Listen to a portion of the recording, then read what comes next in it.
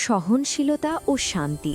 যে ব্যক্তি অপমান সহ্য করেও নিজের শান্তি হারায় না এবং কষ্ট ভোগ করেও ভালোবাসা ত্যাগ করে না, সেই জানে আত্মায় প্রকৃত শক্তি কী। অগ্নি পরীক্ষা। সহনশীলতা কোনো দুর্বলতা নয়, এটি এমন এক অগ্নি যাতে পুড়ে আত্মা হীরার মতো উজ্জ্বল হয়ে ওঠে। কঠিন পথই দিব্য।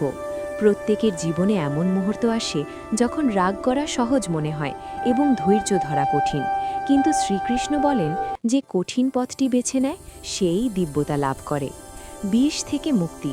সহনশীলতা মানে ব্যথা অনুভব করা, কিন্তু সেই ব্যথাকে বিষে পরিণত হতে না দেওয়া।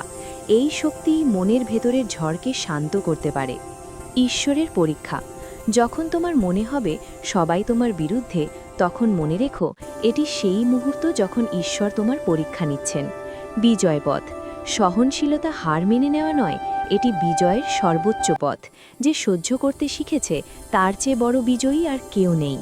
শ্রীকৃষ্ণ পরিশেষে বলেন যে নিজেকে ভাঙতে দেয় না, সে পুরো ব্রহ্মাণ্ডকেও নিজের কাছে ঝোঁকানোর ক্ষমতা রাখে।